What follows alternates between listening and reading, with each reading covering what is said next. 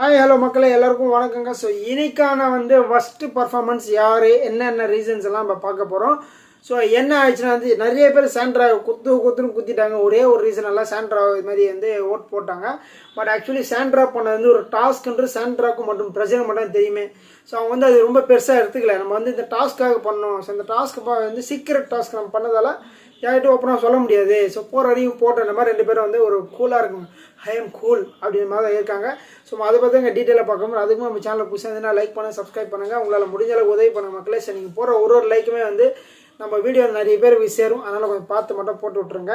So முதல்ல கானா வினோத் அவர்கள் வர்றாரு. வினோத் அவர்கள் என்ன சொல்கிறாருன்னா சாண்ட்ரா மற்றும் பிரஜன். ஸோ இவங்க 2 பேரும் சொல்கிறாங்க. சாண்ட்ராக்கு நிறைய பேர் சொன்ன ரீசன்ஸு அந்த டாஸ்கில் பார்வதி ஒரு இது சொன்னாங்களா எடுத்துகிட்டு போங்கன்றதுக்கு வேறு விதமாக சொல்லியிருப்பாங்க.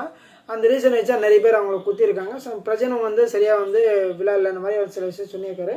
ஸோ 2வது துஷார் வந்திருக்காரு. துஷார் என்ன சொல்லியிருக்காருன்னா சாண்ட்ரா மற்றும் ரம்யா. ஸோ சாண்ட்ரா அந்த ரீசனு, ரம்யா ரொம்ப பேசுகிறாங்க அப்படின்ற மாதிரி.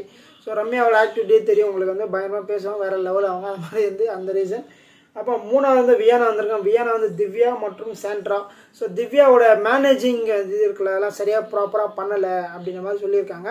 சாண்ட்ரா அந்த ஒரு ரீசனை இது பண்ணல அந்த மாதிரி சொல்லியிருந்தாங்க. வியானா பற்றி சொல்லி அவனுங்க வியானா ஓரளவு ஓகே, நல்லா கேம் இல்லைன்னு இருந்தாங்க. அந்த கேசரி மேட்ரு இருக்குல்ல, சொல்லியே கிட்டத்தட்ட அந்த 2-3 நாளாக சொல்லுங்க. என்னால் சுத்தமாக கேட்க முடியலைங்க. அவ்வளோ வெறுப்பாக அவங்க பண்ணுறது.